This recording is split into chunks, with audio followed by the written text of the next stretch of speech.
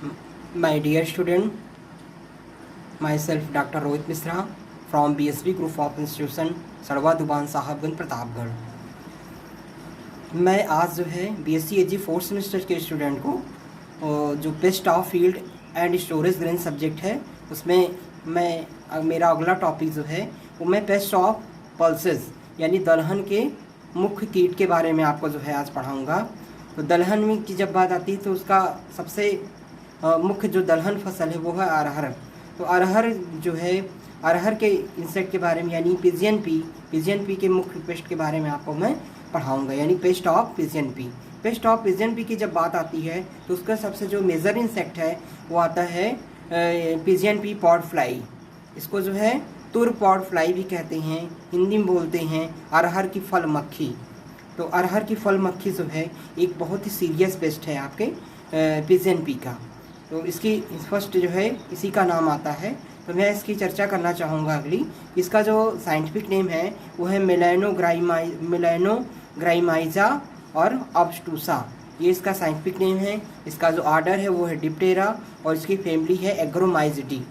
और इसके जो मुख्य होस्ट प्लांट हैं वो हैं पिजियन पी, रेड ग्राम पी और अदर पल्सेस क्रॉप्स। जो दलहन क्रॉप्स हैं उसमें लगभग ग्राम इसमें सब में लगभग जो है ये मुख्य रूप से पाया जाता है। और इसका डिस्ट्रीब्यूशन है ये जो है भारत के लगभग सभी दलहन उत्पादन वाले राज्यों में यह कीट जो है मुख्य रूप से पाया जाता है। उत्तर प्रदेश में जो है ये मुख्य कीट जो है वो उत्तर प्रदेश और मध्य प्रदेश और जो है आपके बिहार, इसमें जो है मुख्य रूप से ये कीड़ा जो है ज़्यादा इन्फेक्शन वो कॉज करता है। इसके बाद आती है आपका नेचर ऑफ डैमेज, किस प्रकार से ये जो है फसल को नुकसान पहुंचाता है, क्या इसके सिम्टम्स हैं। तो it is the major pest of the तुरपॉड। ये जो है अरहर का एक मुख्य कीट है जिसके द्वारा लगभग जो है वो आपका करीब 20 to 80% जो है वो नुकसान होता है, यानी 20 से 80% तक जो है वो फसल में नुकसान हो सकता है। और यहाँ तक कि देखा गया है कि ज़्यादा अगर इन्फेस्टेशन काज कर जाता है तो कभी 100% लगभग पूरी फसल जो है वो नष्ट हो जाती है, यानी उसका जो ग्रेन्स होते हैं वो अनफिट होते हैं आपके ह्यूमन कंजम्पशन के लिए और बिक्री करके उसके लेस वैल्यू एकदम हो जाती है, उससे कोई मूल्य उसका जो है वो मार्केट में नहीं मिल पाता है। तो ये बिल्कुल जो है काफ़ी हार्मफुल पेस्ट है। और इसके जो है अगर किसान के द्वारा अगर शुरुआत में इसको अनदेखा किया गया, फसल में अननोटिस किया गया, तो ये काफ़ी जो है वो भयंकर रूप धारण कर लेता है। इनका इन्फेस्टेशन वेरी हिडन इन्फेस्टेशन, इसके अपनी जो इसका जीवन चक्र है वो काफ़ी हिडन रूप जो है हिडन हैंगर की तरह जो है वो एक विशाल रूप धारण कर लेता है। और बाद में जो है किसान को इसको नियंत्रण करना बहुत ही मुश्किल हो जाता है। यानी अगर समय पे किसान इसका ध्यान नहीं दिया, इस फसल का अगर थोड़ा बहुत इन्फेस्टेशन है तो उसको नियंत्रित नहीं किया, तो ये देखते ही देखते जो है वो पता नहीं चलेगा फार्मर्स को, काफ़ी जो है फसल को नुकसान कर देगा और पूरी तरह से फसल को धीरे धीरे वो नष्ट कर देगा। तो इससे जो है शुरुआत से ही फार्मर्स को ध्यान देना चाहिए। और ये क्या करते हैं, इसके जो है इसके लार्वी को जो है वो मैगट्स कहते हैं। लार्वी मैगट्स, यानी जो इसकी लार्वी अवस्था होती है डिप्टेरा की, उसको मैगट कहा जाता है। और इस मैगट्स क्या करते हैं, मैगट्स जो है सर्वप्रथम जो है वो एग लेइंग करते हैं आपके जो इमेच्योर पॉट्स होते हैं, जो डेवलप्ड पॉट्स होते हैं, जो डेवलप्ड फली होती हैं, उस पर जो है एडल्ट जो है वो फीमेल एग लेइंग करती है और वो धीरे धीरे जो है एक उसके मैगट्स में कन्वर्ट होके वो फली के अंदर जो है वो चले जाते हैं। और फली में जो है धीरे धीरे जो लार्वी होती है वो फली में जो डेवलप्ड ग्रेन्स होते हैं, जो विकसित फली के अंदर अनाज होते हैं, उसको धीरे धीरे खाना जो है वो शुरू कर देती है और उसमें काफ़ी जो है वो टनल्स बना देती है और उसको ग्रेन को बोर कर देती है, ग्रेन में कई छिद्र कर देती है और धीरे धीरे जो है उसके जो है जो वॉल होती है पॉट्स की, उसको भी जो है ये खा करके एक प्रकार से छिद्र बना देती है। और उसी छिद्र से जो है वो जो जब अडल्ट अवस्था में हो जाती है प्रिपरेशन के बाद, उसी छिद्र से जो है वो एडल्ट से बाहर निकल आती है। ये इनका जो है इन्फेस्टेशन होता है। जो इन्फेक्टेड ग्रेन्स होते हैं वो आपके सीड पर्पज़ के लिए बिल्कुल अनफिट होते हैं, आपके उपभोग के लिए जो है बिल्कुल अनफिट हो जाते हैं, और मार्केट में जब किसान उसको बेचने के लिए ले जाता है तो वो उसकी गुणवत्ता बिल्कुल लेस होती है, जिससे उसको बिल्कुल उसको अच्छा मूल्य जो है फार्मर्स को नहीं मिल पाता है। तो ये जो है इस प्रकार से ये मुख्य रूप से नुकसान इसके पहुँचाती है। उसके बाद बात आती है इसकी लाइफ साइकिल। लाइफ साइकिल जो है इसके जो जीवन चक्र होता है वो मुख्य रूप से 4 अवस्थाओं में विभाजित होता है। Egg, larvae, pupa and adults. यानी इसका जो लाइफ साइकिल होती है कंप्लीट मेटामॉर्फोसिस होता है, उसमें कंप्लीट रूपांतरण, पूर्ण रूपांतरण जो है वो होता है। कंप्लीट में क्या होता है, एग, लार्वा, प्यूपा और एडल्ट्स 4 अवस्थाएं होती हैं। तो एग जो होती है, एग फर्स्ट जो है जो एडल्ट्स होती हैं, एडल्ट्स फीमेल्स जो है 2 से 3 दिन के बाद जो है एग लेइंग करना जो है वो शुरू कर देती हैं।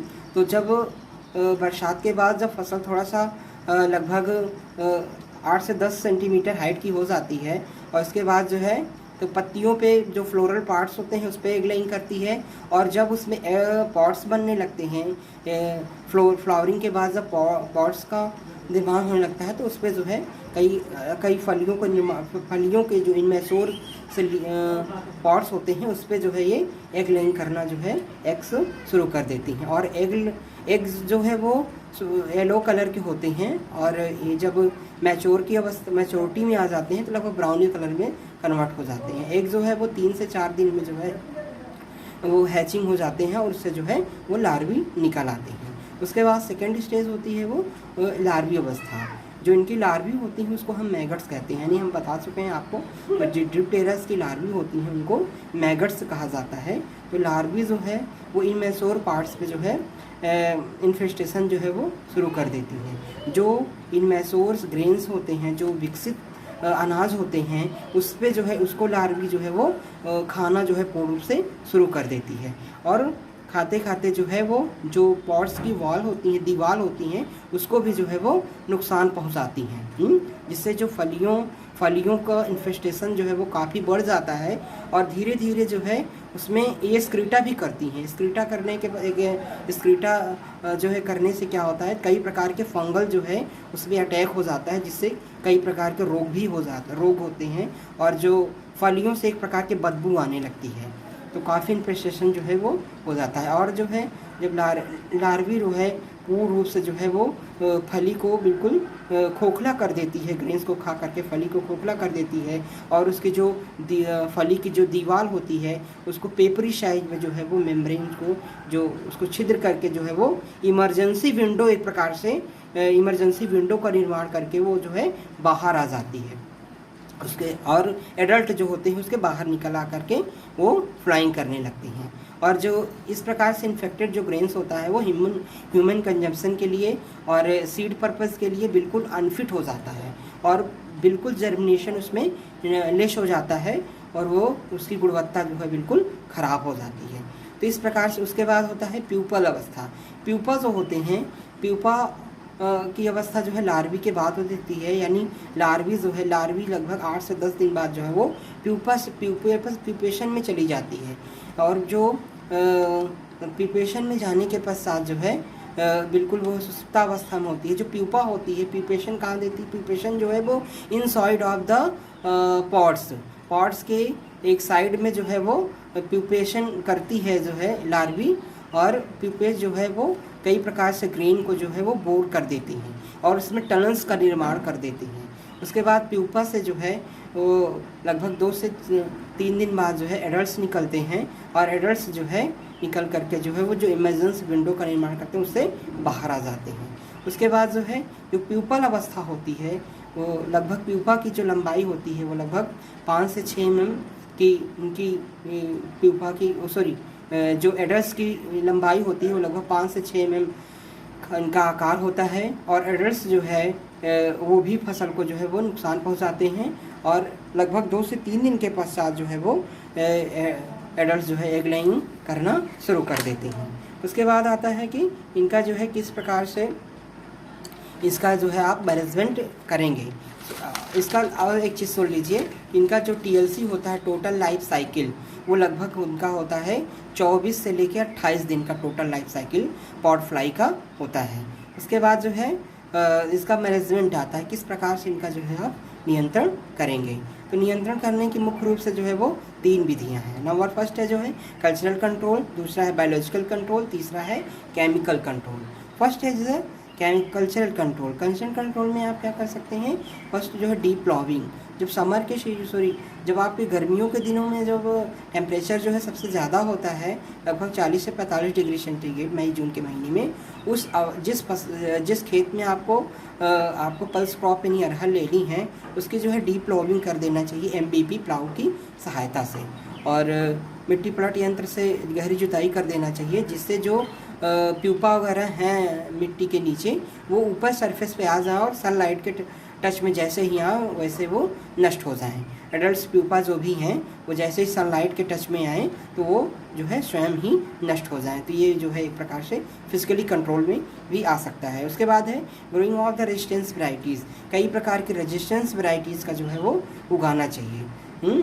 इस प्रकार जैसे जो है पूषा 120 है, बहार है, इस प्रकार की जो है प्रजातियों को उगाने से भी उसमें जो है वो इस इंसेक्ट के प्रति जो है वो पूर्णतः जो है वो रेजिस्टेंस होती है, जिसमें इनका प्रकोप बहुत कम होता है। तीसरा है इंटरक्रॉपिंग विद द ज्वार, मेज एंड ग्राउंडनट। तीसरा है कि अंतर फसल जो है वो बोना चाहिए। अंतर फसल कौन कौन सी फसल लेना चाहिए, जैसे ज्वार जो हो गया, बाजरा हो गया, मक्का हो गया, ग्राउंडनट हो गया। इस प्रकार से इंटरक्रॉपिंग करने से क्या होता है, इस कीट का जो है इन्फेस्टेशन जो है आपके मुख्य फसल में वो कम हो जाता है। और अगला है क्रॉप रोटेशन। कई प्रकार की क्रॉप रोटेशन के माध्यम से जैसे फसलों को जो है हेर फेर कर ही बोना चाहिए। जैसे आपने एक वर्ष जो है इसमें अरहर बोया है, तो अगले वर्ष अगर इन्फेस्टेशन ज़्यादा है तो उसमें कोई अन्य फसल ले लीजिए, या फिर जो है कोई अदर क्रॉप्स आप जो है उगा लीजिए, जिससे जो है अगर कंटिन्यू एक ही आप अरहर की क्रॉप अगर ले रहे हैं तो उसमें इन्फेस्टेशन इसका ज़्यादा होगा, उसकी संभावना जो है ज़्यादा हो जाती है।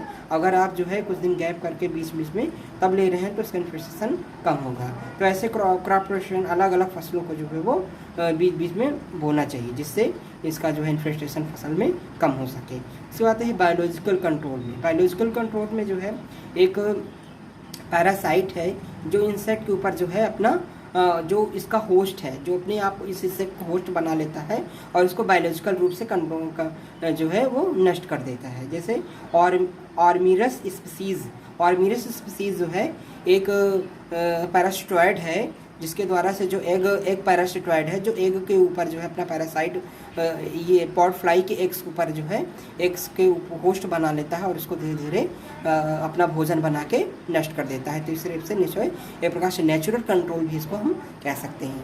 उसके बाद है केमिकल कंट्रोल। केमिकल कंट्रोल में जो है यानी spray of the monocrotophos the 36 SP। Monocrotophos का जो है 36 SP का जो है लगभग 5 ml पर लीटर के हिसाब से मिला करके पानी के साथ जो है स्प्रे करने से वो जो है इसका नियंत्रण हो सकता है। यानी आप 8-8 दिन की इंटरवल पे जो है उसका स्प्रे कर सकते हैं। और जो इसका इंडोसल्फान 35 EC 2 ml पर लीटर के हिसाब से जो है फसल में स्प्रे करने से भी इसका नियंत्रण हो सकता है। और इसका नियंत्रण कैसे आप स्प्रे करेंगे, 50% आप फ्लावरिंग स्टेज में इसका जो है स्प्रे करेंगे और 50% जो है फ्लावरिंग स्टेज के जो है वो बाद स्प्रे करेंगे। तो इस प्रकार से जो है यानी फली की अवस्था में स्प्रे करने से इस कीट का जो है नियंत्रण किया जा सकता है।